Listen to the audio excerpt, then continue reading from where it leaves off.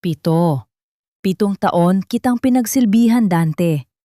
Pero sa isang iglap, mas pinili mong iligtas ang iyong kabit habang kami ng anak mo ay baon sa gumuhong semento. Ang bawat patak ng dugo ni Basti ay selyo ng iyong kataksilan. Akala mo ba ay natapos na ang lahat sa pag-iwan mo sa amin? Nagkakamali ka. Dahil ang babaeng itinuring mong basura, babalik bilang reynang wawasak sa iyong wad na mundo.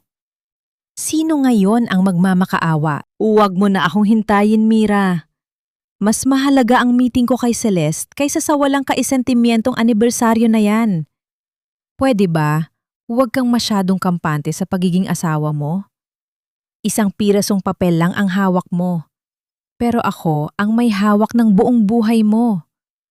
Huwag mo akong sakalin sa mga walang kwentang selebrasyon na yan. Ang mga salitang iyon ni Dante ay tila mga laslas ng kutsilyo sa pandinig ni Mira. Paulit-ulit na humahapdi sa bawat pintig ng kanyang puso. Hawak niya ang isang maliit na chocolate cake na binili niya mula sa kanyang lihim na ipon sa paglalabada. Ang icing nito ay may nakasulat na 7 taon ng pagmamahalan. Nanigas ang kanyang mga daliri sa lamid ng lalagyan. Habang ang init ng kanyang mga airer ay unti-unting pumapatak sa sahig ng kanilang sala.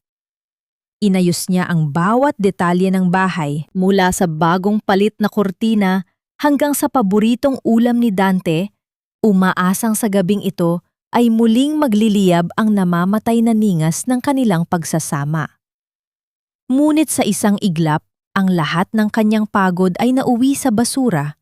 Itinapon ng lalaking itinuring niyang mundo. Sa isang sulok, nakatayo ang 6 na taong gulang na si Basti. Yakap-yakap ang kanyang paboritong laruang kotse habang nakatingin sa kanyang amang abala sa pag-aayos ng kurbata. Walang mabakas na pagmamahal sa mga mata ni Dante nang sulyapan ang anak. Ang tanging naroon ay pagkainip. Tila ba ang presensya ng kanyang pamilya ay isang mabigat na tanikala na pumipigil sa kanyang paglipad patungo sa rurok ng tagumpay. Ngunit ang tadhana ay may malupit na paraan ng paglalaro. Sa gitna ng nakabibinging katahimikan pagkatapos ng pag-alis ni Dante, isang mahina ngunit nakapanging ilabot na ugong ang nagmula sa kailaliman ng lupa. Hindi ito ang karaniwang panginginig na madaling balewalain.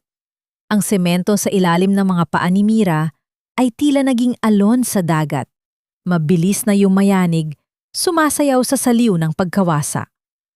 Ang mga plorera ay bumagsak sa sahig, ang mga salamin ay nagkapira-piraso at ang maliit na chocolate cake na simbolo ng kanyang sakripisyo ay humampas sa dingding bago tuluyang nadurog sa lupa. Mira, ang anak ko! Ang tanging naisigaw ni Mira bago niya sinubukang abutin si Basti. Ngunit ang kisame ay nagsimulang magbitak-bitak. Ang ingay ng nagbabagsakang hollow blocks at nababali na mga bakal ay tila hiyaw ng mga demonyo sa paligid nila. Sa isang matinding pag-uga, bumigay ang malaking aparador sa tabi ni Basti. Isang malakas na kalabog ang umalingaw-ngaw, kasunod ang matinis at masakit sa taingang tili ng bata. Sa gitna ng alikabok at kaguluhan, muling bumukas ang pinto. Si Dante! Bumalik siya. Nagkaroon ng pag-asa sa puso ni Mira kahit na ang kanyang kanang balikat ay nararamdaman ng namamanhid sa sakit. Nakita niya ang takot sa mga mata ng asawa habang nakatingin ito sa kanila ni Basti na naipit sa ilalim ng mabibigat na labi ng gusali. Dante, tulungan mo kami! Si Basti, hindi niya maigalaw ang mga binti niya. Pakiusap, Dante! Ang pagsamo ni Mira ay punong-puno ng pag-asa. Naniniwalang sa oras ng panganib. Ang pag-ibig ang mananaig. Ngunit hindi tumakbo si Dante patungo sa kanila. Ang kanyang paningin ay nakatuon sa kabilang dulo ng hallway kung saan ang boses ni Celeste ay naririnig na humihingi rin ng tulong mula sa kanyang opisina sa parehong palapag. Si Celeste, ang babaeng laging inuuna ni Dante, ang babaeng palading dahilan ng kanyang pagluha. Patawad, Mira. Kailangan ako ni Celeste. Siya ang buhay ng kumpanya. Hindi pwedeng mawala siya. Maghintay kayo rito, hihingi ako ng tulong. Ang mga salitang ito ni Dante ay mas nakamamatay kaysa sa anumang gumuhong gusali. Pinanood ni Mira sa gitna ng malabong paningin dahil sa alikabok at luha kung paano tumalikod ang kanyang asawa. Nakita niya ang anino ni Dante na mabilis na lumalayo, iniiwan silang mag-ina sa gitna ng nagbabagsakang kamatayan. Ang bawat tipak ng semento na bumabagsak ay tila nagbabaon sa huling hibla ng pagmamahal ni Mira para sa lalaking iyon. Niyakap niya si Basti ng buong higpit. Ginagamit ang kanyang sariling likod bilang kalasag laban sa mga debris. Ang init ng dugo ni Basti na tumatulo sa kanyang braso ay naging selyo ng isang sumpa. Sa gitna ng dilim, habang ang hangin ay unti-unting nauubos at ang katahimikan ay nagsisimulang bumalot sa kanila, isang katanungan ang pilit na humuhukay sa kanyang nagdurusang isipan. Ito ba ang halaga ng 7 taon kong pagpapakumbaba at pagtitiis? Ang iwanan sa gitna ng guho, habang ang lalaking pinag-alayan ko ng lahat ay mas piniling iligtas ang kanyang kaligayahan kaysa sa sarili niyang dugo at laman. Ang daling itapon ng 7 taon, no? Parang basahan lang na matapos pakinabangan, ay hinayaang mabulok sa dilim. Ang boses na iyon sa isip ni Mira ay hindi sa kanya, kundi tila bulong ng mapait na katotohanan na sumasabay sa bawat mahapdi niyang paghinga. Napakabigat ng bawat sandali. Ang amoy ng pulbos na semento at gas ay humahalos sa malapot na lagkit ng dugo sa kanyang noo. Sa ilalim ng naglalakihang tipak ng bato, ang tanghing nagpapanatili sa kanya sa katinuan ay ang maliit at nanghinginig na katawan ni Basti na nakasilong sa kanyang dibdib. Ang kanyang kanang kamay ay hindi na niya maramdaman. Naipit sa pagitan ng 2 haligi na dati ay bahagi ng kanilang masayang tahanan. Ngunit mas masakit ang nararamdaman niya sa kanyang kaliwang palad na pilit na hinahaplos ang buhok ng anak. Ang mga kamay na ito ay ang parehong mga kamay na maingat na nagplansa ng mga polo ni Dante tuwing umaga. Tinitiyak na walang kahit isang gusot bago ito humarap sa kanyang mga kliyente. Ang mga kamay na ito ang nagluto ng paboritong sinigang ng asawa, tinitiyak na sapat ang asim para mapawi ang pagod nito mula sa opisina. Ngunit na yon, ang mga kamay na ito ay ginagamit niya para sa isang desperadong laban. Ang pigilan ang kamatayan na tuluyang balutin sila ng kanyang anak. Mama, nasaan na po si Papa? Bakit po ang dilim? Ang boses ni Basti ay parang isang marupok na sinulid na anumang oras ay pwedeng maputol.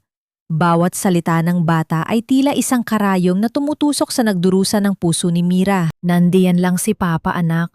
Humihingi lang siya ng tulong. Huwag kang pipikit, ha? Kakan si Mama para sa iyo. Pagsisinungaling ni Mira, habang ang kanyang sariling mga luha ay humahalo sa alikabok sa kanyang mukha. Paano niya sasabihin sa 6 na taong gulang na bata na ang bayaning hinahanap nito ay mas piniling maging tagapagligtas ng ibang babae na sa gitna ng pagpili sa pagitan ng kanilang buhay at ng kanyang ambisyon, ang pamilya ang unang isinakripisyo ni Dante. Sa gitna ng nakabibinging katahimikan ng gumuhong gusali, muling bumalik sa alaala ni Mira ang mukha ni Dante bago ito tumalikod. Walang alinlangan. Walang pag-aalinlangan. Tanging ang desperasyon na makuha si Celeste ang mababakas sa mga mata nito. Doon, sa ilalim ng mga guho, naintindihan ni Mira ang isang malupit na katotohanan. Sa loob ng 7 taon, hindi pala asawa ang turing sa kanya ni Dante, kundi isang anino na komportableng kasama, pero madaling iwanan kapag sumikat na ang araw ng iba. Unti-unting nanlalamig ang paligid. Ang bawat mahinang paggalaw ni Mira ay nagdudulot ng paglangit-niit ng mga bakal sa itaas nila. Isang babala na anumang oras ay pwedeng tuluyang gumuho ang maliit na espasyong kinapapalooban nila. Naramdaman niya ang unti-unting pagbigat ng mga talukap ng kanyang mata. Ang kanyang diwa ay nagsisimulang lumutang. Tila ba hinihila siya ng isang madilim na kawalan? Ngunit bago siya tuluyang mawala ng malay, isang mahinang kaluskos ang narinig niya mula sa itaas. Ang tunog ng mga batong tinatanggal ang marahas na pagkayod ng mga bakal sa semento. Isang manipis na sinag ng liwanag ang pumasok sa maliit na bitak sa itaas. May tao ba riyan? Naririnig niya ba ako? Isang malalim at baritonong boses ang umalingaw-ngaw. Hindi yun boses ni Dante. Hindi yun ang boses ng lalaking nangako sa kanya sa harap ng altar na magsasama sila sa hirap at ginhawa. Ngunit sa gitna ng kanyang paghihingalo, ang liwanag na iyon ang naging tanging pag-asa ni Mira. Sino ang taong ito na nagtangkang maghukay sa libingan na iniwan sa kanya ng sariling asawa? At kung mabubuhay man siya, may matitira pa kaya sa dating Mira Alonso matapos ang gabing ito? Wala kang silbi, Mira. Isang simpleng trabaho lang ang ibinigay ko sa'yo, ang alagaan ang anak ko. Pero pati iyon ay hindi mo pa nagawa ng maayos. Tingnan mo ang nangyari kay Basti. Naging baldado dahil sa kapabayaan mo. Ang boses ni Dante ay hindi bulong, kundi isang marahas na hiyaw na umalingaw-ngaw sa loob ng masikip at mainit na ward ng ospital ng gobyerno. Sa halip na yakap o kahit man lang isang basong tubig ang sumalubong kay Mira matapos siyang mahukay mula sa guho ay ang matatalim na salita ng kanyang asawa. Nakaupo si Mira sa isang lumang silya sa tabi ng kama ni Basti. Ang kanyang mga braso ay balot ng benda at ang kanyang mukha ay puno pa rin ng mga gasgas. Ang bawat salita ni Dante ay tila mas masakit pa kaysa sa mga sugat na natamo niya mula sa nagbagsakang semento. Ang paligid ay puno ng alingasaw ng gamot, amoy ng pawis, at ang ingay ng mga gulo ng stretcher na mabilis na itinutulak sa hallway na lumilika ng isang nakababahalang ritmo sa sahig na semento. Sa tabi niya, si Basti ay natutulog. Maputla at napapalibutan ng mga makhinang naglalabas ng mahihina, ngunit tuloy-tuloy na tunog ng pagbabantay sa kanyang tibok ng puso. Dante, pakiusap! Huwag na yon! Mahinang pagsamo ni Mira, ang kanyang boses ay tila isang tuyong dahon na hinahangin. Kakahukay lang sa amin. Muntik na kaming mamatay. Muntik? Pero buhay kayo, di ba? Habang ang negosyo ko, ang reputasyon ko, unti-unting gumuho dahil kailangan kong asikasuhin ang gulong ito. Singhal ni Dante. Hindi man lang niya tinignan ang anak na nakaratay. Ang kanyang suot na mamahaling barong ay may mansa ng alikabok, pero ang mas madumi ay ang kanyang budi na tila wala ng puwang para sa awa. Hindi nagtagal, pumasok sa ward si Doña Aurora, ang ina ni Dante. Ang tunog ng kanyang mga takong sa lumang tiles ng ospital ay tila bawat hakbang ng isang hatol. Itinaas niya ang kanyang panyo sa ilong, halatang nandidiri sa paligid. Sabi ko na nga ba, Dante? Malas ang babaeng yan sa pamilya natin. Wika ni Aurora habang nakatingin kay Mira ng may pandidire. Mula nang pumasok ka sa buhay ng anak ko, puro kamalasang ang dinala mo. Isang ulilang galing sa kung saan. Binigyan ng pangalan, binigyan ng tirahan, tapos ganito pa ang isusukli mo? Tingnan mo ang apo ko. Mukhang wala ng silbi ang mga binti dahil sayo. Napayo ko si Mira. Ang kanyang mga kamay ay mahigpit na nakakapit sa gilid ng kanyang kupas na damit. Gusto niyang sumigaw. Gusto niyang sabihin na ang anak nila ang mas piniling iwanan ni Dante sa gitna ng panganib. Pero ang lalamunan niya ay tila barado ng mapait na lason ng katahimikan. Ang utang na loob na palaging isinusumbat sa kanya ay tila isang mabigat na kadena na pumipigil sa kanyang dila. Eksaktong sa sandaling iyon, lumapit ang isang doktor na may hawak na chart. Ang mukha nito ay seryoso at bakas ang pagod. Kayo ba ang mga magulang ni Sebastian Villarreal? Oo, Dok. Kailan ba siya makakalabas? Marami akong kailangang asikasuhin. Tanong ni Dante na mas interesado sa kanyang oras kaysa sa kalagayan ng bata. Huminga ng malalim ang doktor. Ito ang resulta ng X-ray at MRI. Dahil sa tagal ng pagkakaipit ng kanyang mga binti sa ilalim ng mabigat na debris, nagkaroon ng malalang nerve damage at spinal injury. Maaring hindi na muling makalakad ang bata. Tila tumigil ang mundo ni Mira. Ang tunog ng bentilador sa kisame ay tila naging isang nakabibinging ugong sa kanyang pandinig. Ngunit bago pa siya makapagsalita, tumunog ang cellphone ni Dante. Isang espesyal na ringtone na alam ni Mira kung kanino. Kinuha ni Dante ang telepono at sa isang iglap, ang kanyang matigas na mukha ay lumambot. Celeste? Kamusta ka? Ha? Natatakot ka pa rin? Sige, pupunta ako riyan. Huwag kang mag-alala, nandito lang ako. Tumingin si Dante kay Mira, walang bakas ng pagsisisi.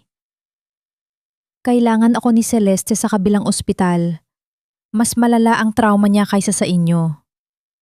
Mira, asikasuhin mo na ang mga papeles dito. Huwag mo akong tatawagan kung hindi importante. Mabilis na tumalikod si Dante. Kasunod ang kanyang ina na tila walang narinig na masamang balita tungkol sa kanyang apo. Naiwan si Mira sa gitna ng maingay at magulong ward. Hawak ang kamay ni Basti na nananatiling malamig at walang malay. Bakit sa tuwing kailangan namin ng kalinga, ang palaging nakukuha namin ay ang likod ng lalaking dapat ay aming sandigan? Hanggang kailan ko kailangang lunukin ang abdo ng kanyang kataksilan para lang sa isang pangakong matagal na niyang binali? Tanggapin mo na ito, Mrs. Villarreal. Higit pa ito sa sapat para sa inyo ng anak mo. Isang pabor na nga ang ibinibigay ni Mr. Villarreal na hindi niya kayo iniwang walang-wala. Ang boses ng abogadong si Attorney Ramos ay malamig, walang emosyon, na tila nagbabasa lamang ng isang kontrata sa negosyo. Nakatayo siya sa gilid ng kama ni Basti. Ang kanyang mamahaling itim na suit ay tila isang malaking insulto sa dugyot at masikip na pasilyo ng pampublikong ospital. Sa kanyang kamay ay isang makapal na puting sobre. Iniabot niya ito kay Mira na kasalukuyang nagbibilang ng ilang pirasong barya at gusot na 20 piso mula sa kanyang lumang pitaka. Ang mga baryang iyon ang tanging pambili sana niya ng gamot para sa lagnat ni Basti. Ang kaibahan ng kakarampot na barya sa kanyang nanginginig na palad at ang makapal na sobreng iniaalok sa kanya ay tila sampal ng matinding kahirapan. Tinanggap ni Mira ang sobre. Ang kanyang mga kamay ay mabigat hindi habil sa takot, kundi dahil sa matinding pagod at gutom. Nang buksan niya ito, bumulaga sa kanya ang isang tseke at mga dokumentong may malaking pamagat na naglalayong ipawalang bisa ang kanilang kasal. Ang halaga sa tseke ay sapat lamang para pambayad sa ilang araw na pananatili sa ospital. Isang baryang limos mula sa milyon-milyong kinikita ng kumpanyang tinulungan niyang itaguyod sa pamamagitan ng kanyang walang sawang pag-aalaga. Ano ito? Nabasag ang boses ni Mira. Ang kanyang mga mata ay nanlalabo dahil sa nagbabadyang luha. Iyan ay ang kalayaan ninyong dalawa. Mabilis na tugon ng abogado. Ang kanyang tingin ay mapanuri at puno ng pangungutya. Maging practical tayo, Mrs. Villarreal. Sinabi sa akin ni Mr. Villarreal na hindi ka na nababagay sa mundong ginagalawan niya. Isang sikat na negosyante si Dante at hindi niya kailangan ng isang asawang walang koneksyon sa mataas na lipunan. Lalo na ngayon na baldado na ang bata. Nakakasira raw iyon sa perpektong imahen niya. Inaasahan niyang pipirmahan mo yan agad upang masimulan na niya ang bagong buhay kasama si Miss Celeste. Parang binuhusan ng kumukulong mantika ang buong pagkatao ni Mira. Ang salitang baldado ay tila isang kalawangin at mapurol na patalim na bumaon ng paulit-ulit sa kanyang lalamunan. Ang lalaking pinrotektahan niya, ang lalaking minahal niya ng higit sa sarili, ay itinuring silang basura dahil lang sa nabahiran ang perpektong imahe nito sa lipunan. Tiningnan niya si Basti na natutulog. Walang kamalay-malay na ang kanyang sariling ama ay napresyo na sa kanyang halaga at ipinagpalit sila para sa ambisyon. Sa loob ng 7 taon, naging anino siya. Naging sunod-sunuran sa bawat dikta ng pamilya ni Dante dahil sa tinatawag nilang utang na loob. Ngunit sa pagtingin niya sa puting sobre, may isang apoy na nagningas sa kanyang dibdib. Isang apoy na hindi kayang patayin ng anumang luha ng pang-aapi. Kinuha ni Mira ang tseke. Tiningnan ang pangalan ni Dante na nakapirma roon. Pagkatapos, sa isang mabilis at mariing galaw na nanggagaling sa pinakasentro ng kanyang galit, Pinunit niya ito sa gitna. Ang tunog ng napupunit na papel ay tila isang sigaw ng paglaya mula sa mahabang panahon ng pagkakabilanggo.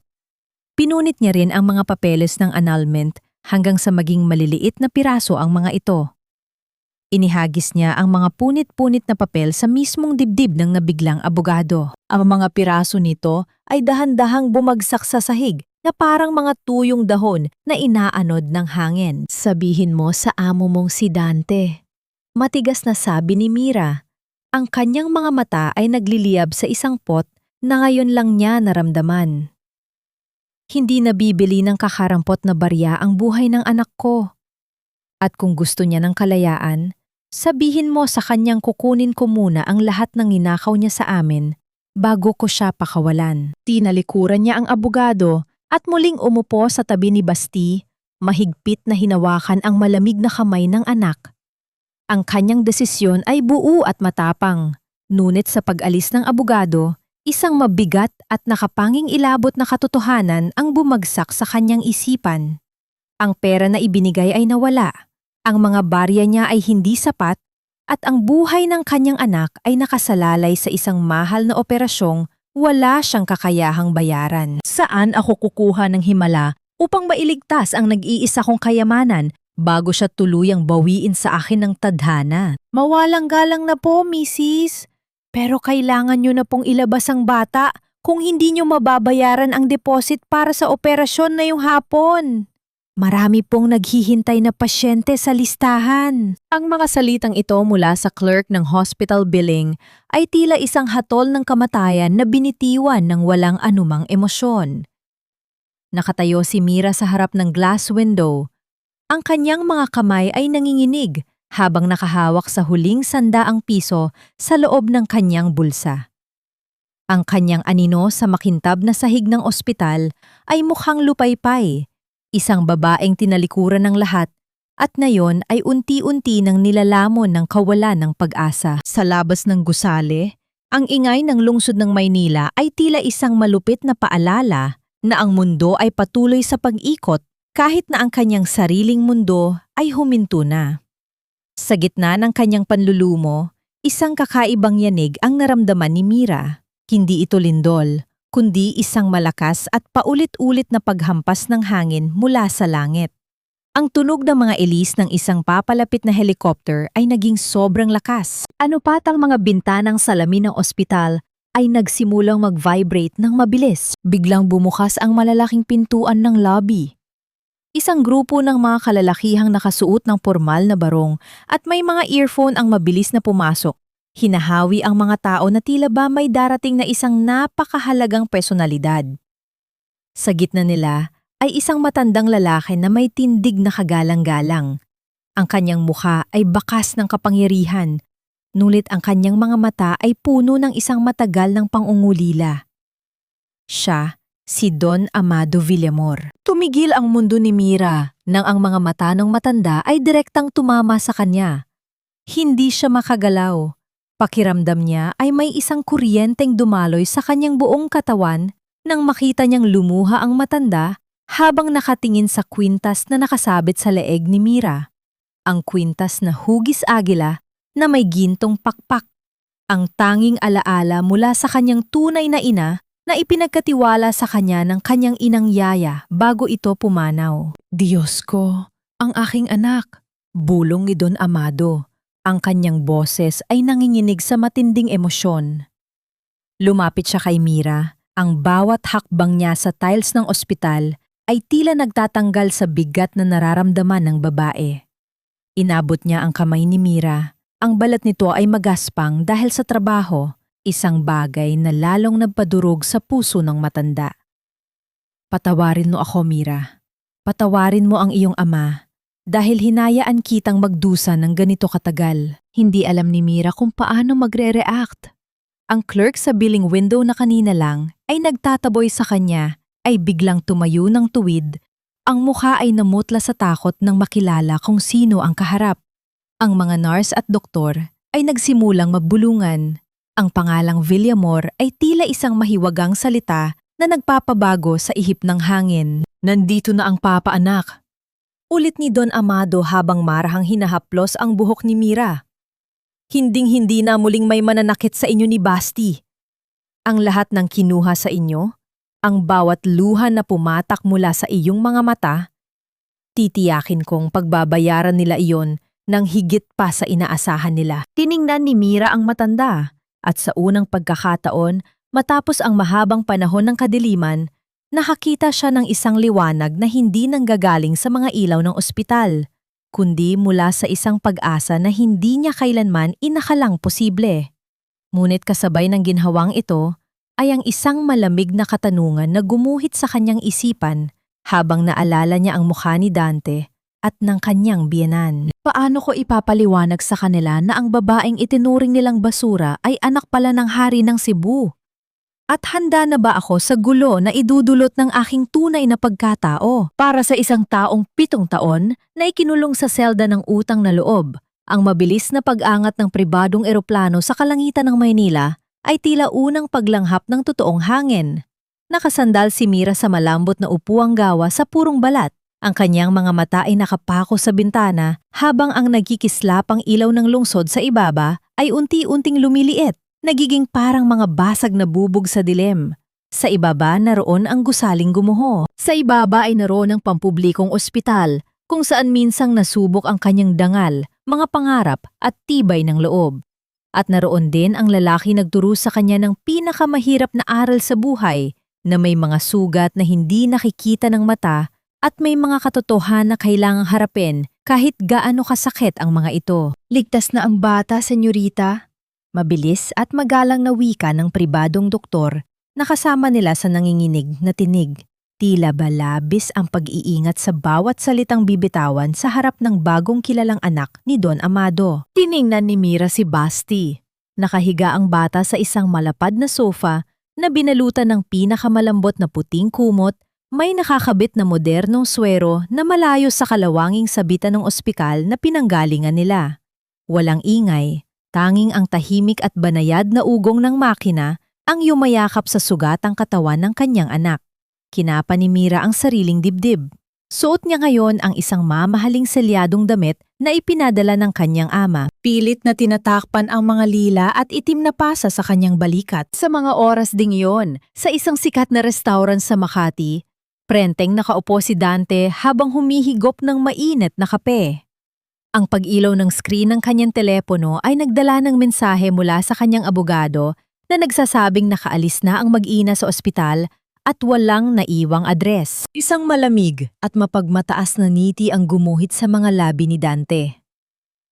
Mabuti naman, wika niya sa sarili habang ibinababa ang porselanang tasa. Natakot din ang duwag. Alam niyang kapag lumaban siya sa korte, ibabaon ko siya sa utang. Siguro'y nagtago na yon sa kung saang squatter sa probinsya, kasama ang baldado niyang anak. Tama ang naging desisyon mo, Dante. Sabag ni Doña Aurora na kasalukuyang hinihiwa ang kanyang steak. Hayaan mo na silang magtago sa dilim. Ang mahalaga ngayon ay malinis ang pangalan mo bago ang opisyal na pag-anunsyo ng merger ninyo ng pamilya Aragon. Hindi pwedeng makitang may kaladkad kang asawang galing sa estero. Maluwag na nakahinga si Dante. Naniniwalang ang kabanata ni Mira Alonso ay tuluyan ng naisara, ibinaon ng lindol at ng kanyang sariling kapangyarihan. Subalit ang duwag na tinutukoy nila ay kasalukuyan hinahawakan ang mainit na pala ni Don Amado sa loob ng lumilipad na palasyo. Walang sinabi ang matanda. Tanging ang mahigpit na pagpisil sa kamay ng anak ang naging wika ng kanyang pangako, isang pagpisil na nagsasabing hindi na siya muling mag-iisa sa laban ng buhay. Dahan-dahang idinikit ni Mira ang kanyang noo sa malamig na salamin ng bintana. Ang Maynila ay tila naging isang tuldok na lamang sa gitna ng maitim na karagatan. Sa bawat milyang nilalayo nila, naramdaman niya ang unti-unting pagbabalat ng kanyang lumang pagkatao. Ang Mira na palaging nakayuko, ang Mira na laging humihingi ng tawad kahit walang kasalanan. Ang Mira na nagmamakaawa para sa kakarampot na oras ni Dante. Ang babaeng iyon ay namatay na sa ilalim ng mga guho. Hinawakan niya ang munting kamay ni Basti. Idinikit ito sa kanyang pisingi. at bumulong sa hangin na tila ba maririnig ito ng buong Kamaynilaan. Tingnan mo ng mabuti ang mga ilaw na yan, anak. Dahil sa susunod na tumapak tayo sa sementong yan, hindi na tayo hihingi ng limos na pagmamahal. Tayo na ang magbibigay ng hatol. Hindi sapat ang ginto para burahin ang mga latay sa iyong likod, Mira.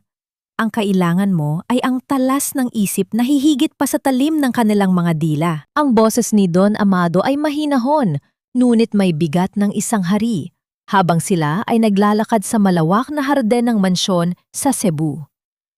Ang bawat hakbang ni Mira sa damuhang tila pelus sa lambot ay malayo sa malagkit at maduming sahig ng eskinita sa Maynila. Suot niya ang isang asul na seda na bestida, ang tela nito ay dumudula sa kanyang balat na tila yakap ng hangin. Ngunit sa ilalim ng mamahaling tela, nararamdaman pa rin ni Mira ang bawat kirot ng kanyang mga sugat. Hindi ang mga sugat na nakikita, kundi ang mga sugat na iniwan ng 7 taon ng pagiging alila sa sariling tahanan. Sa loob ng 6 na buwan, ang mansyon ng mga Villamor ay naging isang paaralan ng pagbabanyuhay. Hindi lang pagpapatakbo ng kumpanya ang itinuro sa kanya ni Don Amado. Tinuruan siya nitong magsalita ng may awtoridad, kumilos ng may danggal, at higit sa lahat, ang huwag ng kailanman hayaan ang kanyang emosyon na maging kahinaan. Sa harap ng mga makapal na libro ng batas at mga ulat ng pananalapi, unti-unting nabaon ang imahe ng babaeng nagmamakaawa para sa kakarampot na atensyon ni Dante. Papa, handa na po ako.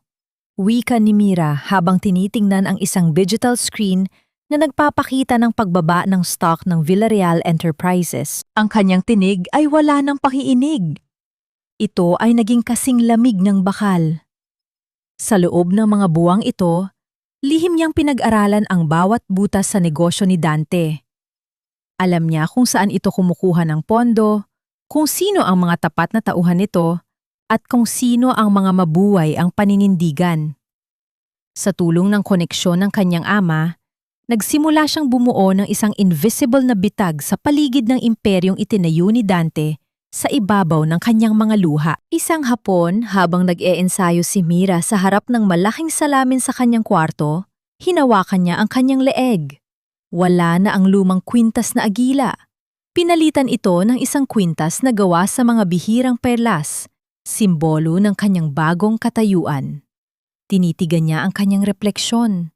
Ang mga mata niya, na dati ay laging puno ng takot at pag-aalinlangan, ay naging mapanuri at matalim. Ito ang mukha ng babaeng iniwan mo sa dilim, Dante.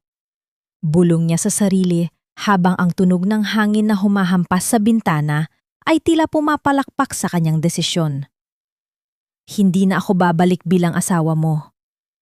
Babalik ako bilang anino na kukuha ng lahat ng mahalaga sa iyo. Samantala sa Makati, isang malakas na pagbagsak ng folder ang umalingaw-ngaw sa opisina ni Dante. Ang kanyang mukha ay maputla, ang pawis ay butil-butil na tumutulo sa kanyang noo habang nakatingin sa kanyang bise-presidente. Anong ibig mong sabihin na umatras si Mr. Sai sa investment? Bulyaw ni Dante, ang kanyang boses ay puno ng desperasyon. Kailangan natin ang pondong yon para sa expansion sa susunod na buwan. Nangako siya! Patawad, Sir Dante, pero nakatanggap daw siya ng mas magandang alok. Paliwanag ng tauhan na hindi makatingin ng diretso sa kanya. Isang conglomerate mula sa Cebu ang biglang pumasok at binili ang lahat ng shares na inilaan para sa atin. Hindi lang yon, lahat ng mga suppliers natin sa Visayas biglang nagkansela ng kontrata. Napaupo si Dante sa kanyang mamahaling swivel chair. Ang kanyang kamay ay nanginginig habang hinahawakan ang kanyang ulo. Pakiramdam niya ay may isang hindi nakikitang kamay na dahan-dahang sumasakal sa kanyang leeg. Sino ang taga Cebu na ito? Bakit tila personal ang bawat atake sa kanyang kumpanya? Sa gitna ng kanyang kalituhan, tumunog ang kanyang telepono. Isang anonymous na email ang pumasok na may kalakip na isang litrato ng isang marangyang imbitasyon para sa isang gala night sa Cebu. Ang tanging nakasulat sa caption ay, "Ang tunay na laro ay nagsisimula pa lamang. Isang malamig na kilabot ang gumapang sa likod ni Dante. May isang pangalan na pumasok sa kanyang isip. Isang pangalan na matagal na niyang ibinaon sa limot, ngunit mabilis niya itong ipinagpag. Hindi maaari. Patay na ang babaeng iyon sa hirap. Ngunit, sino nga ba ang misteryosong reyna ng Cebu na unti-unting bumubuwag sa kanyang mundo nang hindi man lang nagpapakita? Mama, bakit ayaw pa rin pong sumunod ng mga paa ko sa isip ko? Galit po ba sila sa akin dahil hindi ko po kayo nagawang itulak palayo sa mga bato? Ang boses ni Basti ay kasing nipis ng isang hibla ng sinulid, punong-puno ng pagtataka, at isang uri ng pangungulila na hindi dapat nararamdaman ng isang 6 na taong gulang. Nakaluhod si Mira sa malamig na sahig ng therapy room sa loob ng kanilang mansyon sa Cebu. Ang silid ay puno ng mga makabagong kagamitan, mga bakal na gabay, mga dekalibreng makina, at malalambot na kutson na lahat ay binayaran ng kayamanan ng mga Villamor. Ngunit sa kabila ng karangyaan, ang amoy ng rubbing alcohol at ang pawis na tumatulos sa noo ni Basti ay nagpapaalala kay Mira na may mga bagay na hindi kayang bilhin ng pera sa isang iglap lamang. Mahigpit na hinawakan ni Mira ang puting tuwalya sa kanyang kamay hanggang sa mamuti ang kanyang mga kasukasuan. Pinanood niya ang kanyang anak na pilit na itinataas ang kanyang katawan gamit ang 2 maliit na braso, habang ang kanyang mga binti ay nananatili nakalaylay at walang buhay sa ibabaw ng asul na mat. Ang bawat paghingal ni Basti ay tila isang palakol na tumatama sa dibdib ni Mira. Gusto niyang sumigaw, gusto niyang umiyak, ngunit pinanatili niya ang isang matatag na ngiti sa kanyang mga labi. Ang mga mata niya ay nag-aapoy sa determinasyon, isang apoy na nagmula sa abo ng kataksilan ni Dante. Hindi sila galit, anak. Napagod lang sila sa sobrang bigat ng mga bato noon. Mahinahong sagot ni Mira habang dahan-dahang hinahaplos ang manipis na binti ng bata. Parang si Mama, kailangan lang natin turuan silang lumaban muli. Unti-unti. Isang kislot sa bawat araw. Samantala, sa isang eksklusibong jewelry boutique sa Makati, ang tunog ng marahas na paglapag ng credit card sa ibabaw ng glass counter ay umalingaw-ngaw. Si Dante, na may suot na mamahaling salamin sa mata para itago ang puyat at pagod mula sa bumabagsak niyang kumpanya, ay nakatingin sa isang kwintas na brilyante. Bilhin mo na yan, Dante. Bagay na bagay ito sa akin para sa opening ng bagong hotel. Pilit ni Celeste habang nakapulupot ang kanyang kamay sa braso ng lalaki.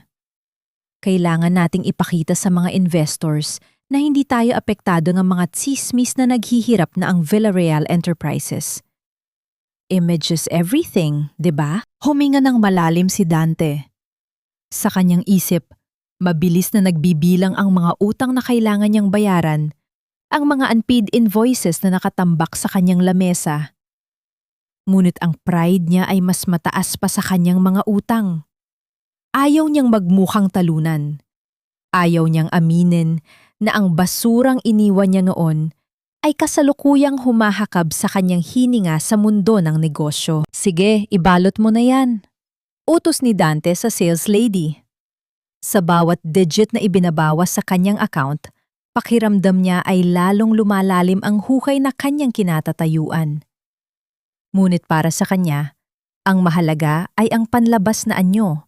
Ang wad na tagumpay na unti-unti nang nilalamon ng anino ng Cebu. Balik sa Cebu, isang mahinang singhap ang kumawala sa mga labi ng therapist ni Basti. Ang katahimikan sa therapy room ay nabasag ng isang maliit ngunit makasaysayang pangyayari. Sa ilalim ng maingat na pagbabantay ni Mira, ang hinlalaki sa kanang paa ni Basti ay dahan-dahang kumislot. Hindi ito malaki, hindi ito marahas, pero sapat na para makita ang paggalaw ng balat sa itaas ng kuko. Mama, nakita niyo po ba yon? Gumalaw po! Ang sigaw ni Basti. Ang kanyang mga mata ay biglang nadliwanag na parang mga bituin sa gitna ng kadiliman. Nalaglag ang tuwalya mula sa kamay ni Mira. Hindi niya napigilan ang pagdaloy ng luha na kanina pa niya kinikimkim. Niyakap niya ng mahigpit ang kanyang anak. Ang kanyang mukha ay ibinaon sa maliit na balikat nito. Sa sandaling yun, ang lahat ng sakit ng nakaraan, ang bawat sampal ng kahirapan, at ang bawat gabing hindi siya makatulog sa galit ay tila naglaho.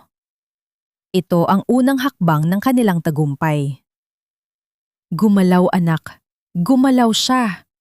Bulong ni Mira sa gitna ng hikbi ng kaligayahan. Ngunit habang nagdiriwang ang mag-ina, isang tawag ang natanggap ni Mira mula sa kanyang sekretarya sa Cebu.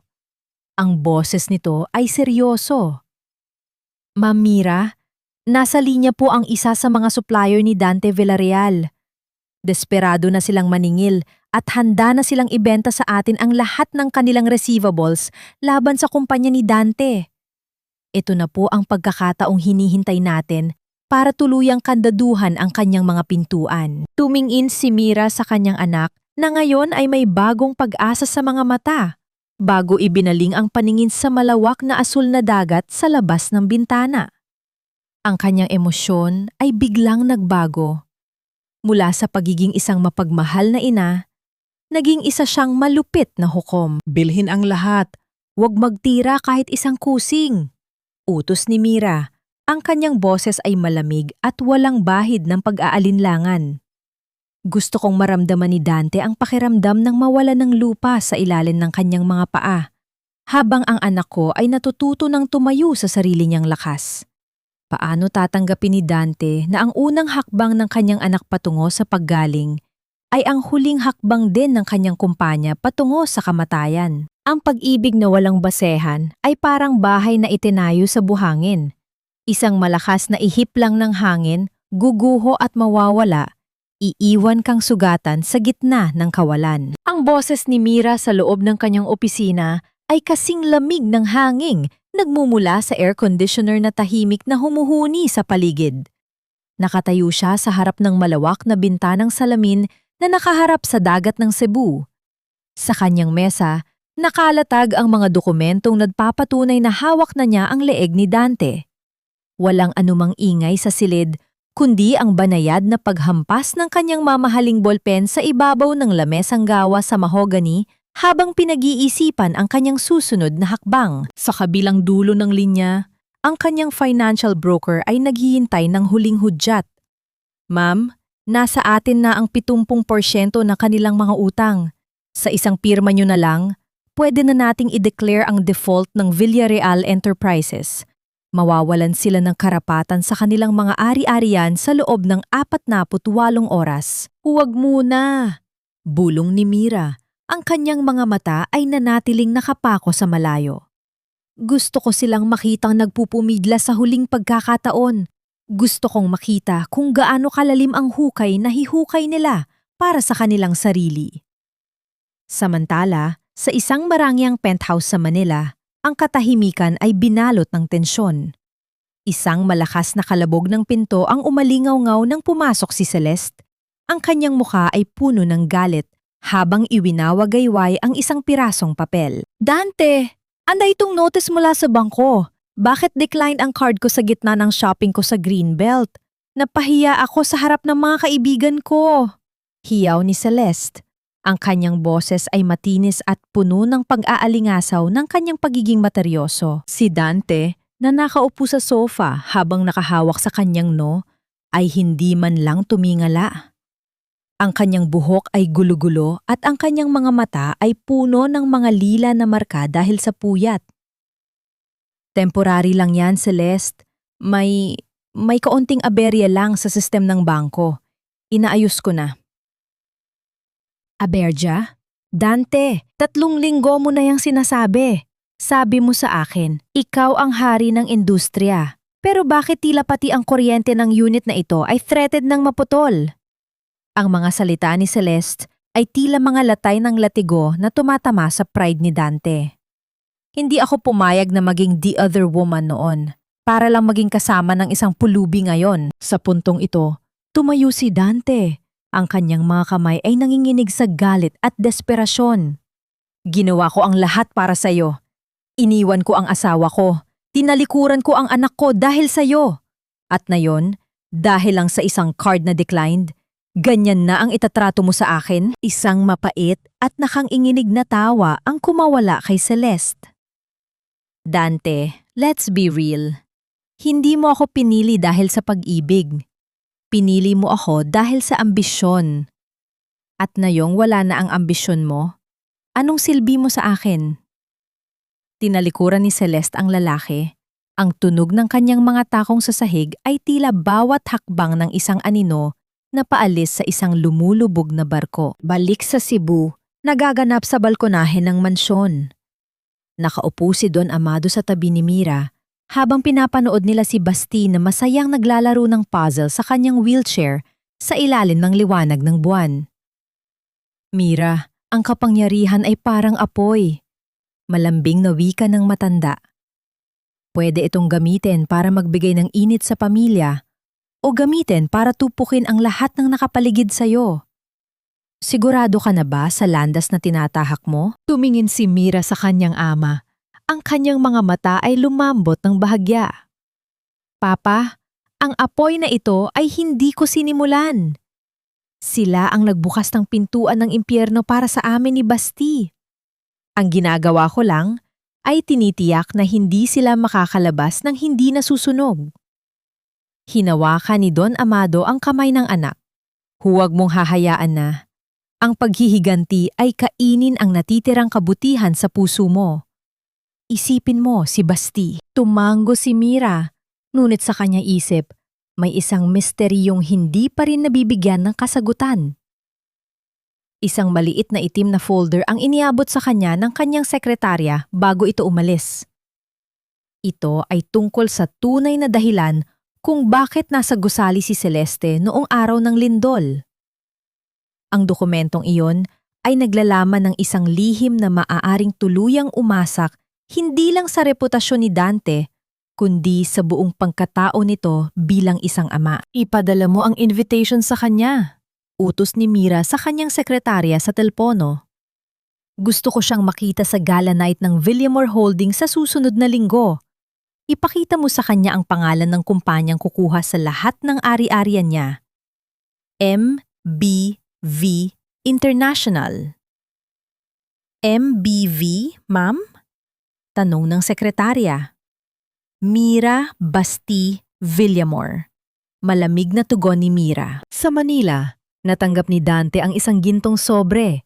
Nang mabasa niya ang pangalan ng kumpanya nagpadala nito, tila tumigil ang pag-ikot ng mundo niya.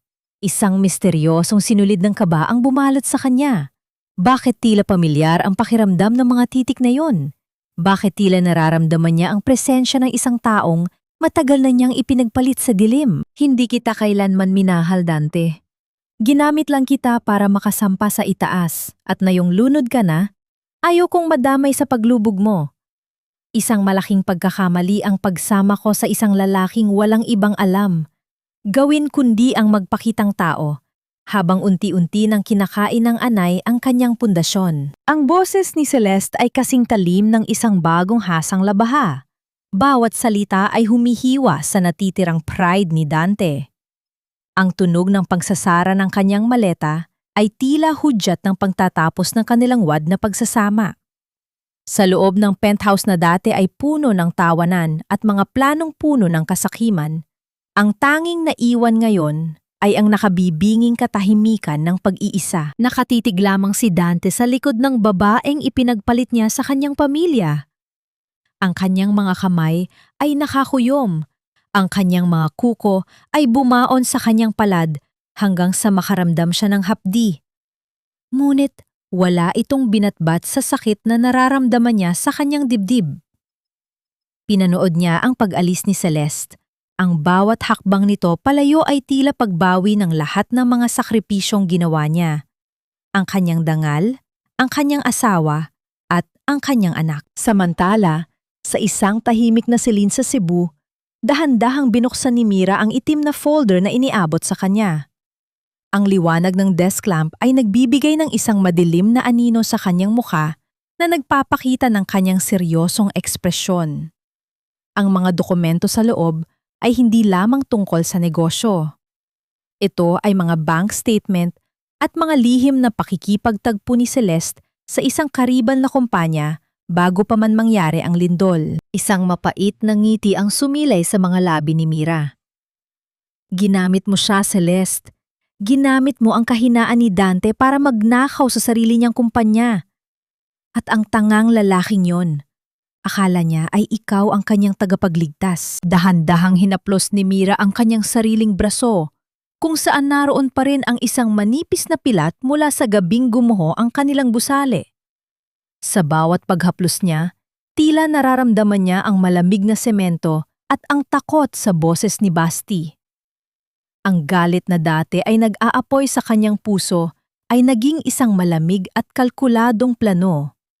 Hindi na siya ang Mira na iiyak sa isang sulok. Siya na ang nagpapaikot sa kapalaran ng mga taong sumira sa kanyang buhay. Ma'am Mira, pumasok ang kanyang sekretarya nang walang ingay. Ang kanyang boses ay mahinahon. Nakumpirma na po namin. Pupunta si Dante Villarreal sa gala night. Ginamit niya ang huling natitirang pondo ng kanyang kumpanya para lamang makabili ng isang sweet at formal na kasuotan. Naniniwala siyang ito ang huling pagkakataon niya para makahanap ng investor. Mabuti, tugon ni Mira.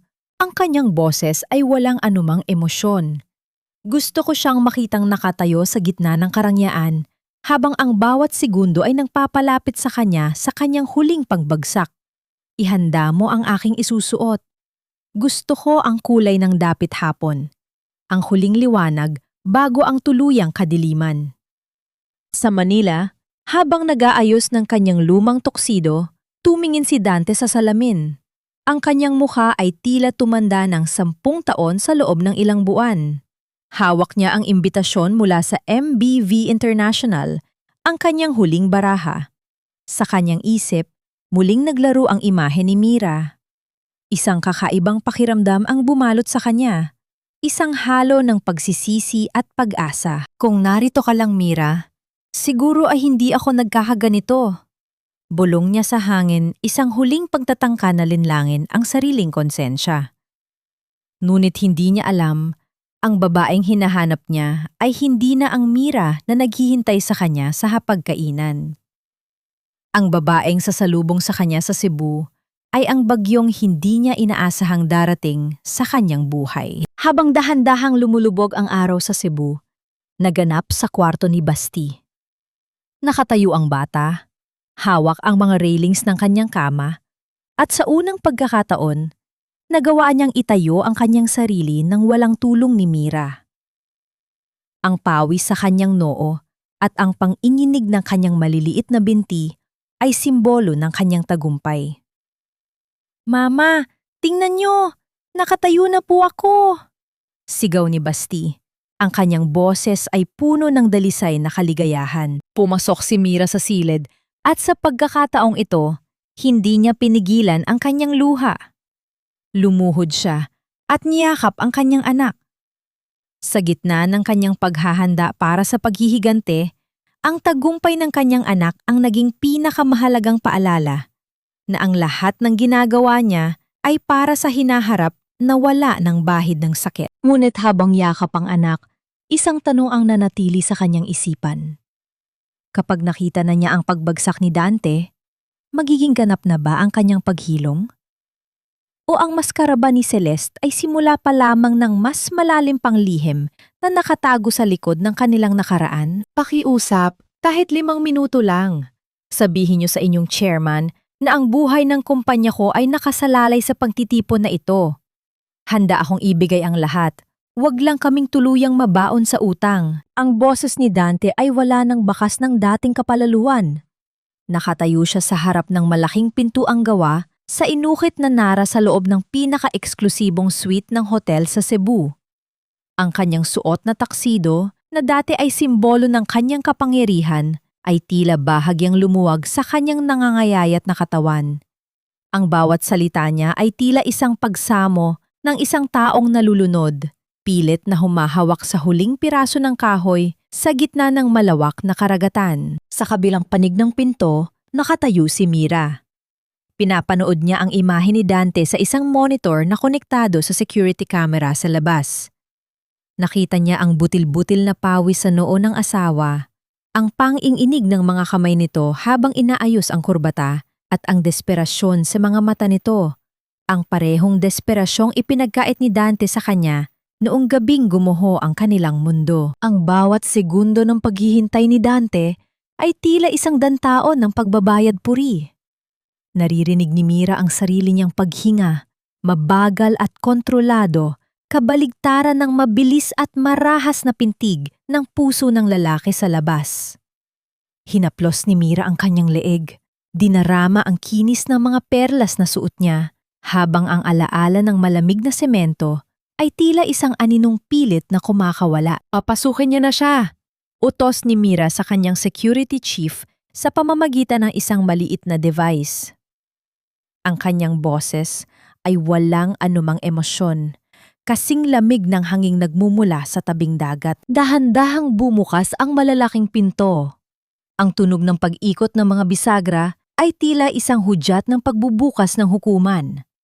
Pumasok si Dante, nakayuko ang ulo bilang tanda ng paggalang sa misteryosong CEO ng MBV International. Ang amoy ng mamahaling pabango at ang kinang ng malalaking chandelier sa loob ng silid ay tila nagpaliit palalo sa kanyang pagkatao. Maraming salamat sa pagkakataong ito, ma'am. Simula ni Dante, hindi pa rin tumitingin ng diretsyo. Nandito ako para ilapit ang aking kumpanya. Alam kong marami kaming pagkakamali sa nakaraan, pero naniniwala ako na sa tulong ng inyong kumpanya, iangat mo ang iyong ulo, Dante Villarreal. Ang boses na iyon ay tila isang kuryenteng gumapang sa buong katawan ni Dante. Isang boses na kabisado ng kanyang pandinig. Isang boses na dati ay puno ng tamis at pagsuyo. Ngunit ngayon ay kasing talim ng isang espada. Dahan-dahang iniangat ni Dante ang kanyang paningin. Doon, sa harap ng isang malawak na bintanang, nagpapakita ng kagandahan ng gabi sa Cebu, nakatayo ang isang babaeng, tila nagmula sa isang panaginip o sa isang bangungot. Ang liwanag ng buwan ay tumatama sa kanyang asul na bestida na nagbibigay dito ng isang misteryosong kislap.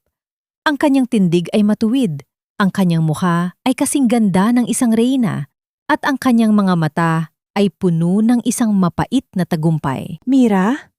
Ang pangalan ay lumabas sa mga labi ni Dante bilang isang mahinang singhap.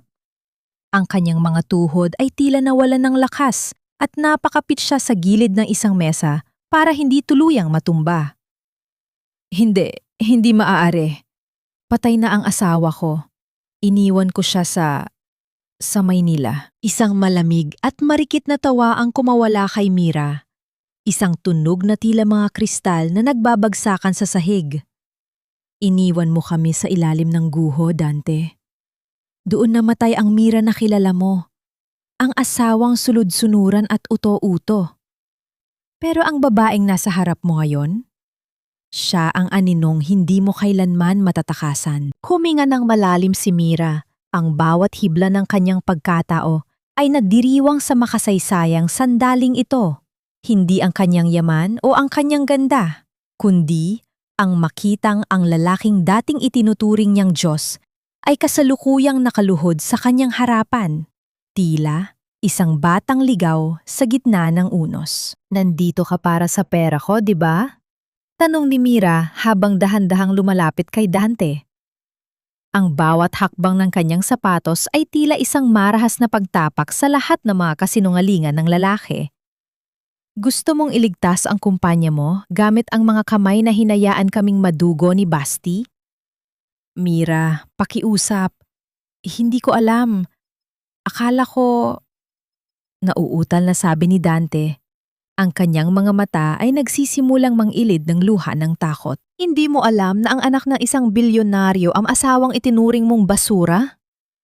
Putol ni Mira. Ang kanyang boses ay naging isang bulong na kasing bangis ng isang unos.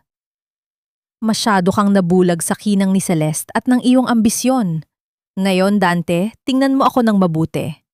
Dahil ito na ang huling pagkakataon na makikita mo ang liwanag bago ko tuluyang sarhan ang pinto ng iyong mundo. Tumalikod si Mira at muling tumingin sa dagat. Umalis ka na?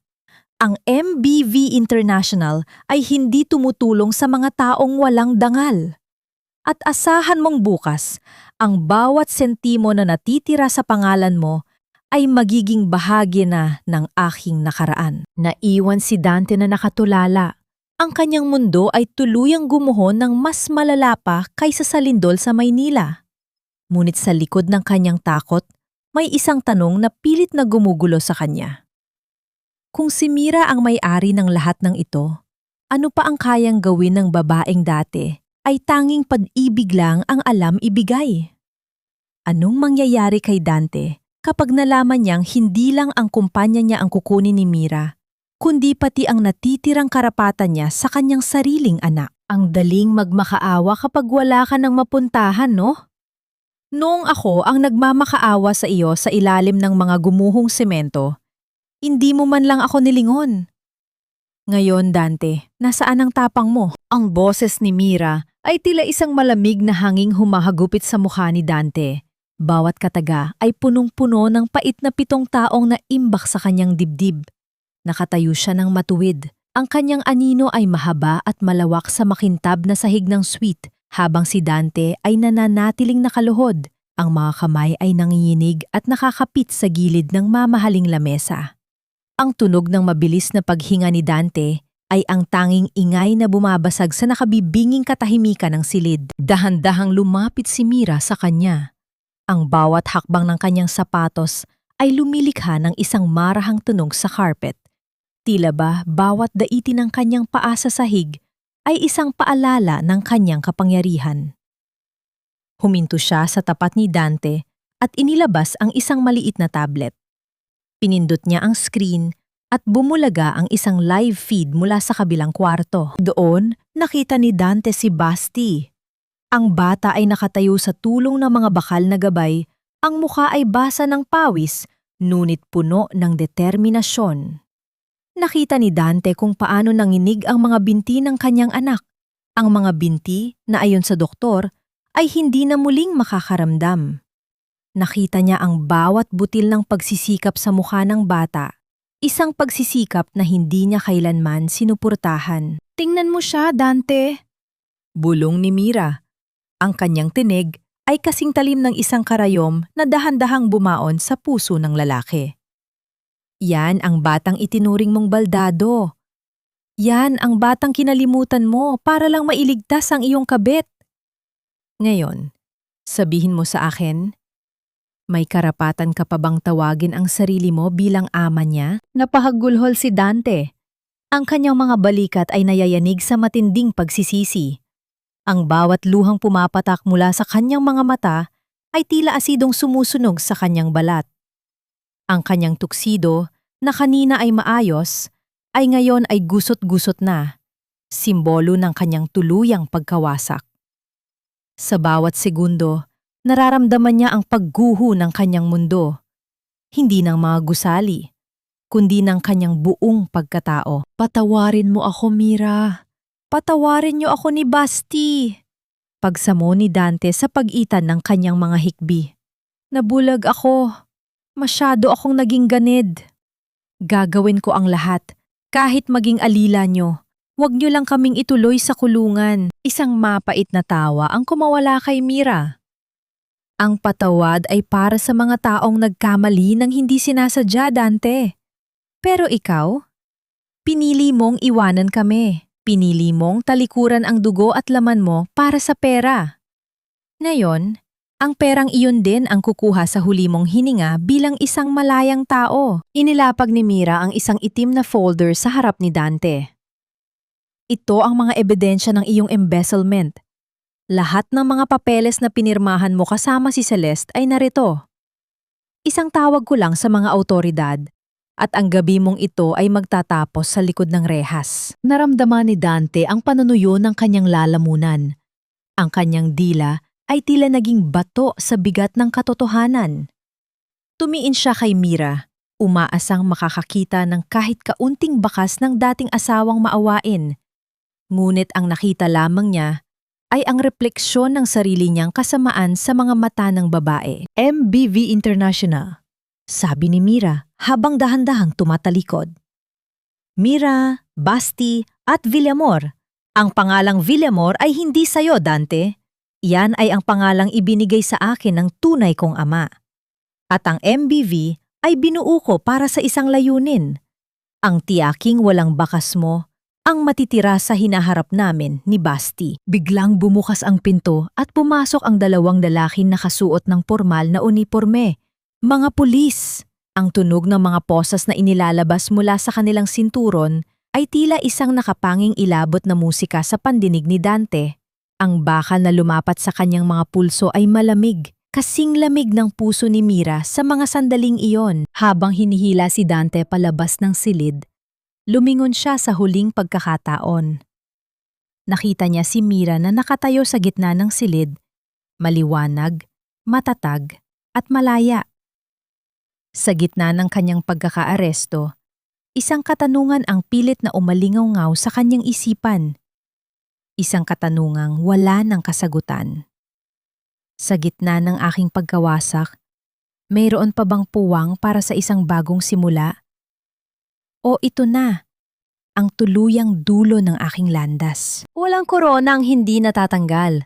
At walang palasyong itinayo sa kasinungalingan ang hindi guguho sa huli. Ang boses ni Mira ay mahinahon, halos isang bulong na lamang sa gitna ng malamig na hangin ng gabi habang nakatayo siya sa harap ng malaking gate ng mansyon ng mga Villareal sa Maynila.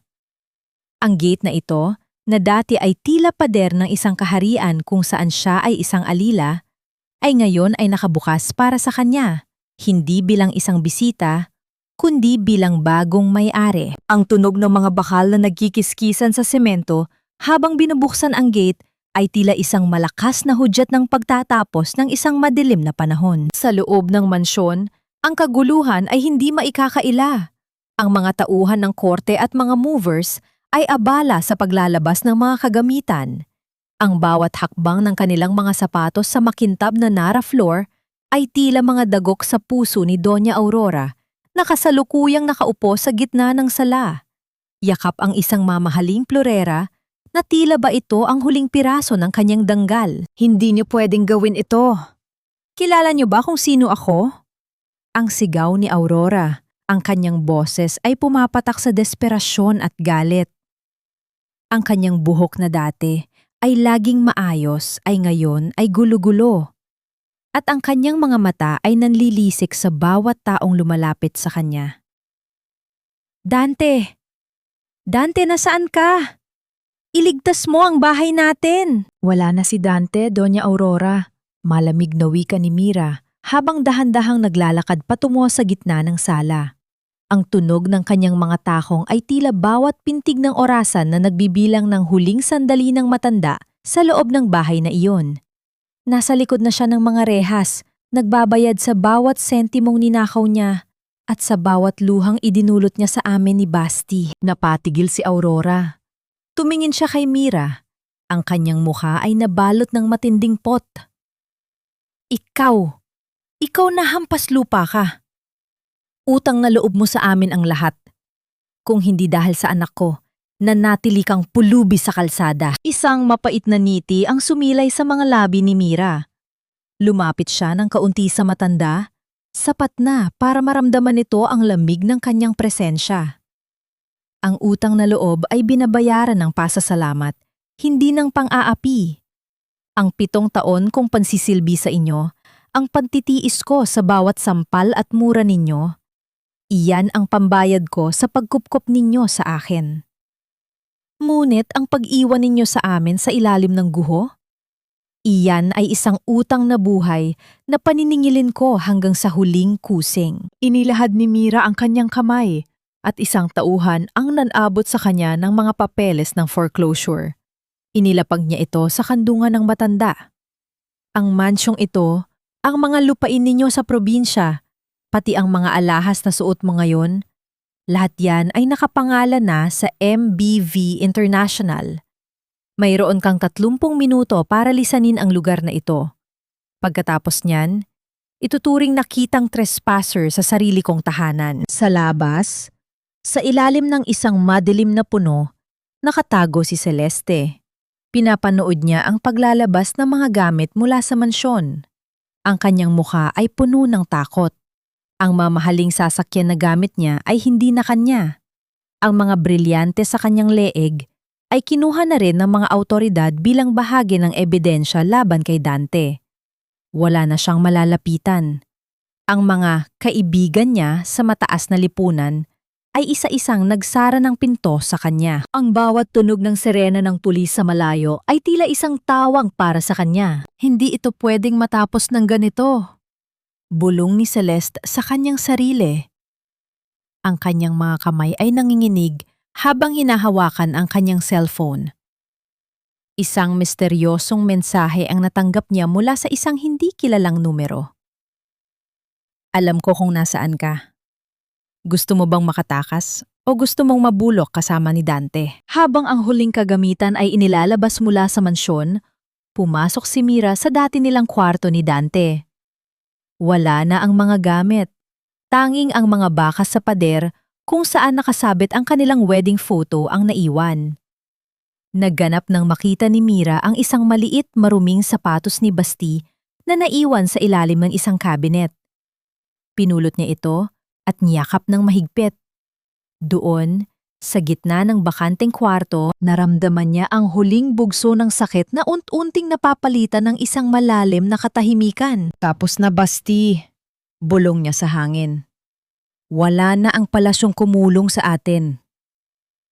Ngunit sa labas ng mansyon, habang paalis na ang mga tauhan, isang itim na van ang huminto sa tapat ni Celeste. Bumukas ang pinto nito. Ngunit ang taong nasa loob ay hindi niya inaasahan. Anong bagong panganib ang naghihintay kay Mira na yung tila tapos na ang kanyang paghihigante? At sino ang misteryosong taong handang tumulong kay Celeste sa gitna ng kanyang pagbagsak? May mga sugat na kahit gumaling na, nag-iiwan ng pilat na hindi kailanman mabubura ng kahit anong yaman. Ang bawat lamat sa ating pagkatao ay paalala na minsan tayong nadurog, pero mas pinili nating mabuo muli. Ang boses ni Mira sa loob ng kanyang bagong opisina sa Cebu ay parang isang malumanay na agos ng tubig, malayo sa dating boses na laging nanginghinig sa takot. Habang pinapanood niya ang paglubog ng araw sa dalampasigan mula sa kanyang malawak na bintana, isang ulat ang dumating tungkol sa kinaroroonan ng mga taong sumira sa kanyang buhay. Ang karma ay hindi laging dumarating na parang kidlat. Madalas, ito ay parang dahan-dahang pagkaubos ng hininga sa gitna ng isang madilim na silid. Sa isang masikip at mabahong eskinita sa tondo, isang matandang babae ang hirap na naglalakad habang hila-hila ang isang plastik na bag na naglalaman ng mga labada. Si Doña Aurora. Ang kanyang dating makinis na balat ay tuyot na at puno ng kulubot, at ang kanyang mga kamay na dati ay tanging alahas lang ang hawak ay ngayon ay sugatan dahil sa matapang na sabon. Wala na ang mga katulong na uutusan, wala na ang mga sosyal na kaibigang magtatanggol. Ang tanging kasama niya ay ang tunog ng tulo ng tubig mula sa butas na bubong ng kanyang inuupahang kwarto. Isang tunog na tila nagbibilang ng bawat sentimong isinumbat niya kay Mira noon. Samantala, sa loob ng kulungan, nakaupo si Dante sa isang malamig na sementong sahig. Ang kanyang suot na kulay kahel na uniforme ay tila isang malaking insulto sa kanyang dating imahe bilang hari ng korporasyon. Ang ingay ng mga bakal na rehas na nagsasara sa tuwing may dumadaan na gwardiya ay nagsisilbing musika ng kanyang pagsisisi. Wala si Celeste, wala ang kanyang kumpanya, at higit sa lahat, wala ang kanyang pamilya. Isang lumang telebisyon sa labas ng kanyang selda ang biglang nagpakita ng isang balita. Ang mukha ni Mira ay bumulaga sa screen, mukhang mas bata, mas maganda, at punong-puno ng liwanag. Siya ay kinakapanayam bilang Woman of the Year dahil sa kanyang pundasyon para sa mga biktima ng kalamidad. Ngunit ang kumuha sa buong atensyon ni Dante ay ang batang nasa tabi ni Mira. Si Basti, ang kanyang anak. Nakita ni Dante kung paano binitawan ni Mira ang kamay ng bata. Sa harap ng kamera, dahan-dahang humakbang si Basti. Ang panginginig ng kanyang mga binti ay naroon pa rin. Pero ang bawat hakbang niya sa makinis na sahig ay matatag at puno ng pag-asa. Isang hakbang, dalawa, tatlo, hanggang sa makarating ang bata sa gitna at itinaas ang kanyang mga kamay bilang tanda ng tagumpay. Para ito kay Mama. Wika ni Basti sa interview. Ang kanyang boses ay malinaw at puno ng pagmamalaki. Siya ang nagturo sa akin na kahit gumuho ang mundo, kailangan nating tumayo. Napahawak si Dante sa mga rehas. Ang kanyang mga mata ay nanlalabo dahil sa mga luhang hindi na niya kayang pigilin. Ang sakit na nararamdaman niya ay hindi galing sa gutom o sa lamig ng selda, kundi sa katotohanang ang batang itinuring niyang baldado at pabigat ay ngayon ay naglalakad patungo sa isang kinabukasan na kailanman ay hindi na niya masisilayan. Sa isang liblib na lugar naman, ang itim na van na sinakyan ni Celeste ay hindi pala patungo sa kaligtasan. Ang mga taong tumulong sa kanya ay ang mga creditors na niloko niya noong kasama pa niya si Dante. Ang tunog ng pag-lock ng pinto ng van mula sa labas ay tila huling hudyat ng kanyang pagbagsak. Ang lahat ng mga alahas na itinago niya ay isa-isang kinuha sa kanya. Iniwan siyang walang-wala sa gitna ng isang abandonadong bodega. Tinitikman ang pait ng pagiging biktima ng sariling kasakiman. Naganap sa Cebu ng hapong yon. Matapos ang interview, dinala ni Mira si Basti sa dalampasigan. Hinubad ni Basti ang kanyang sapatos at naramdaman ang pagdaiti ng kanyang mga paa sa mainit na buhangin. Walang wheelchair, walang saklay. Tanging ang kamay ni Mira ang nakahawak sa kanya ng bahagya. "Mama, hindi na po ako natatakot," bulong ni Basti habang nakatingin sa malawak na asul na dagat. "Wala na tayong dapat ikatakot, anak," tugon ni Mira habang ang hangin ay marahang humahaplos sa kanilang mga mukha. Ang mga guho ng kahapon ay naging pundasyon na ng ating ngayon. Ngunit sa gitna ng kanilang katahimikan, isang liham ang iniabot ng isang bodyguard kay Mira. Ito ay galing sa Manila City Jail. Isang huling hiling mula sa isang lalaking nagnanais na makita ang kanyang anak bago ang huling hatol ng korte. Pagbibibgan mo ba siya, Mira? Tanong ni Don Amado na laging nasa likuran niya.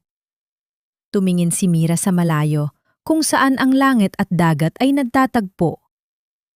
Ang kanyang puso ay wala ng galit, tanging ang kapayapaan na lamang ng isang taong nakamit na ang katarungan.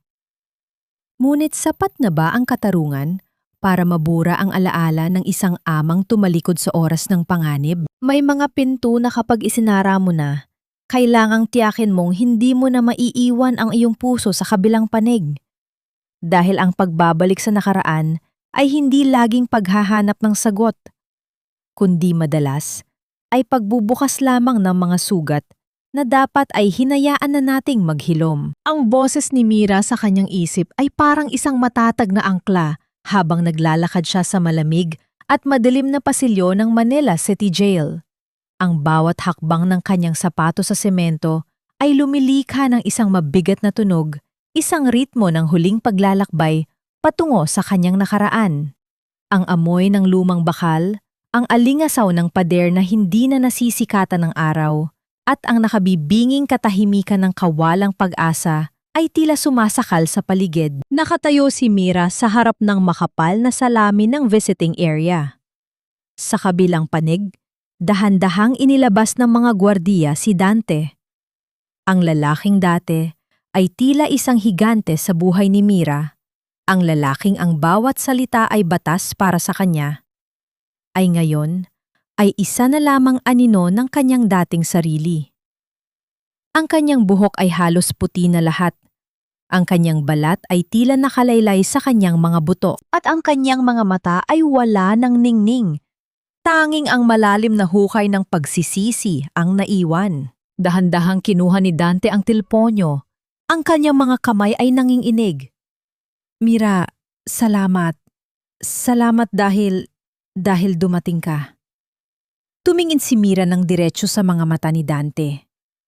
Wala na siyang nararamdamang galit, Wala na ang nag-aapoy na pot na nagtulak sa kanya para bumangon.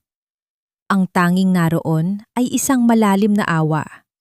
Hindi ang awa na gustong tumulong, kundi ang awa para sa isang taong tuluyan ng nawala sa landas. Nandito ako dahil humiling ka. Mahinahong sabi ni Mira. Ang kanyang boses ay matatag sa likod ng salamin. At dahil ito na ang huling pagkakataon na maririnig mo ang boses ko, Dante. Si Basti, ang anak ko, kamusta siya? Ang boses ni Dante ay nabasag. Isang mahinang hikbi ang kumawala sa kanyang lalamunan. Nakita ko siya sa balita. Nakita ko siyang naglalakad.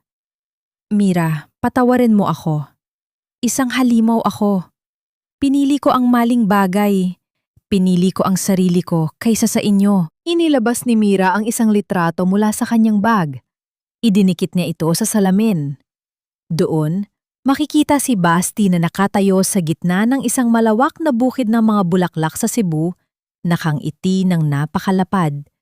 Ang kanyang mga kamay ay nakataas sa langit. Iyan ang anak ko, Dante. Hindi na siya ang batang iniwan mo sa ilalim ng guho. Wika ni Mira, ang bawat salita ay may bigat ng katotohanan. Ang paglalakad niya ay hindi galing sa himala ng iyong pagsisisi, kundi galing sa sarili niyang lakas at sa pagmamahal ng mga taong hindi siya tinalikuran. Ang patawad na hinahanap mo.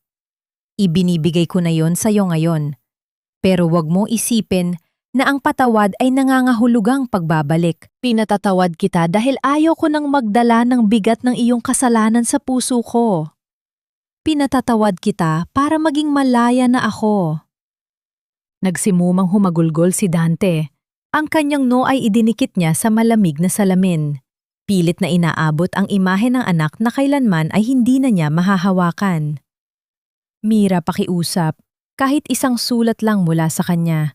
Kahit isang pagkakataon na masabi kong mahal ko siya. Ang pagmamahal ay ipinapakita sa gawa, hindi sa huling hiling sa loob ng selda. Matigas sa tugon ni Mira. Ang pagkakataong yun ay namatay kasama ng mga pangarap na dinurog mo noon. Ang tanging matatanggap mo mula sa amin ay ang katotohanang maayos kaming nabubuhay nang wala ka. Naganap ng dahan-dahang ibaba ni Mira ang tilponyo. Tumayo siya. Inayos ang kanyang suot na puting blazer at tumingin sa huling pagkakataon kay Dante. Nakita niya ang lalaking nagsimula ng lahat ng kanyang sakit, pero nakita rin niya ang sarili niyang tagumpay.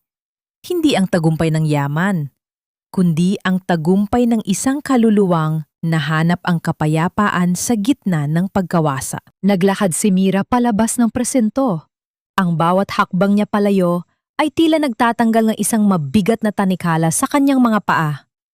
Nang lumabas siya sa malaking pinto ng gusali, sinalubong siya ng mainit na sikat ng araw at ng sariwang hangin ng kalayaan.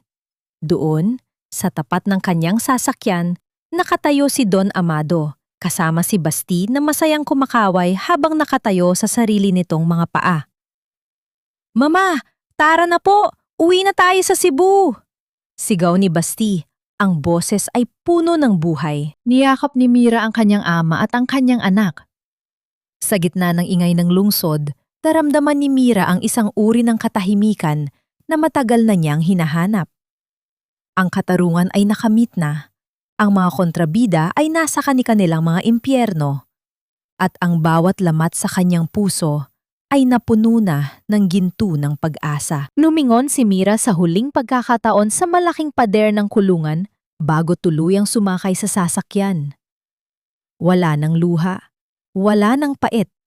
Tanging ang malawak na kalsada patungo sa bagong simula ang nasa kanyang harapan. Tapos na ang bagyo, bulong ni Mira sa sarili habang dahan-dahang umaandar ang sasakyan. At sa wakas, sisikat na ang araw na hindi na muling magdidilim. Ang bawat paghampas ng alon sa maputing buhangin ng Cebu ay tila isang marahang haplos ng tadhana. Binubura ang bawat bakas ng mapapait na yapak ng nakaraan. Ang dagat ay hindi lamang nagdadala ng lamig, kundi naghuhugas din sa mga sugat na dati ay akala natin ay hindi na kailanman maghihilom. Nakatayo si Mira sa balkonahe ng kanilang bahay bakasyunan. Suot ang isang maluwag na puting bestida na sumasabay sa indayog ng hanging dagat. Ang bango ng mga sariwang bulaklak ng sampagita mula sa harden ay humahalo sa alat ng simoy ng dagat. Isang amoy na nagpapaalala sa kanya ng kadalisayan ng isang bagong simula. Sa malayo, ang langit ay pinintahan ng mga kulay ng ginto, lila at kahel. Isang dapit hapong hindi nagbabadya ng dilim, kundi nagpapahayag ng isang mapayapang pamamahinga. Pinanood ni Mira si Basti. Ang bata ay kasalukuyang tumatakbo sa dalampasigan, hinahabol ang mga maliliit na alon na dumarating sa kanyang mga paa. Ang bawat hakbang nito ay matatag. Bawat tawa ay malutong at puno ng tunay na kaligayahan. Wala na ang wheelchair. Wala na ang takot sa mga mata nito. Ang binti ni Basti, na dati ay tila lantang kawayan, ay ngayon ay kasing sigla na ng kanyang diwa. "Lolo! Tingnan niyo po! Nakahuli ako ng maliit na shell!" Sigaw ni Basti kay Don Amado na nakaupo sa isang ratan na upuan sa ilalim ng puno ng niyog. Ngumiti ang matanda, ang kanyang mga mata ay nadniningning sa pagmamalaki. "Napakaganda niyan, apo. Itago mo yan bilang alaala ng ating unang tag-araw na magkakasama." Lumapit si Don Amado kay Mira. Bit-bit ang 2 baso ng sariwang buko juice. Inabot niyang isa sa kanyang anak at tumayo sila ng magkatabi. Pinagmamasdan ang huling silip ng araw sa abot tanaw. "Nagtagumpay ka, Mira," mahinahong wika ni Don Amado. "Hindi lang sa pagbawi ng ating pangalan, kundi sa pagbuo muli ng iyong sarili." "Salamat, Papa," tugon ni Mira. Isinandal ang kanyang ulo sa balikat ng ama. "Natutunan ko na ang tunay na kapangyarihan ay hindi pala nanggagaling sa paninira ng iba, kundi sa pagbuo ng isang buhay na kahit kailan ay hindi na nila kayang tapatan ng pera o kasikatan." Sa loob ng nakalipas na mga buwan, naging abala si Mira sa Alonso Villamor Foundation. Ang kumpanyang itinayo niya ay hindi lamang para sa kita, kundi para sa pagbibigay ng libreng therapy at pabahay sa mga biktima ng sakuna. Ang bawat gusaling itinayo nila ay tiniyak niyang matibay, kasing tibay ng paninindigan niya ngayon. Ang mga balita tungkol kay Dante at Celeste ay unti-unti nang naging mga bulong na lamang sa hangin. Mga paalala ng isang madilim na kabanata na tapos na at mayroon ng tululdok. Napatawad na ba niya si Dante? Sa kanyang puso, ang sagot ay oo. Ngunit ang pagpapatawad na iyon ay hindi isang tulay para sa muling pagkikita, kundi isang pader na naghihiwalay sa kanyang katahimikan mula sa kaguluhan ng lalaki. Pinatawad niya ito upang hindi na siya maging bilanggo ng kanyang sariling pot. Ang katarungan ay naibigay na ng batas at ang natitirang hatol ay ipinaubayanan niya sa langit. Naganap ng lumapit si Basti sa kanila. Bit-bit ang isang puting bulaklak ng sampagita. Iniabot ito ng bata kay Mira. "Para sa pinakamalakas na mama sa buong mundo," sabi ni Basti, sabay yakap sa bewang ni Mira. "Salamat po dahil hindi niyo ako binitawan." Hinalikan ni Mira ang noo ng kanyang anak. Ang kanyang mga mata ay nanubig sa tuwa. Sa sandaling yon, nahanap na niya ang lahat ng sagot sa kanyang mga katanungan. Ang bawat paghihirap, bawat luhang pumatak sa ilalim ng guho, at bawat gabing puno ng pangungutya ay may dahilan pala. Ang ihanda siya para sa sandaling ito, kung saan siya ay hindi na lamang isang biktima, kundi isang tagapagligtas. Ang aral ng kanyang buhay ay malinaw. Ang bawat gumuho na pundasyon ay pagkakataon para sa isang mas matibay na istruktura. Ang bawat pantataksil ay paalala na ang tanging taong hindi ka bibitawan ay ang iyong sarili at ang mga taong tunay na nagmamahal sa'yo ng walang kapalit. Habang tuluyang lumulubog ang araw at ang mga bituin ay nagsisimulang magpakita sa langit ng Cebu, niyakap ni Mira ang kanyang pamilya. Ang katahimikan ng gabi ay hindi na nakakatakot. Ito ay naging isang oyayi ng kapayapaan. "Tapos na ang bagyo, anak," bulong ni Mira sa hangin, habang ang tulog ng dagat ay tila isang malakas na pagsang-ayon. At ang bawat bukas ay atin na.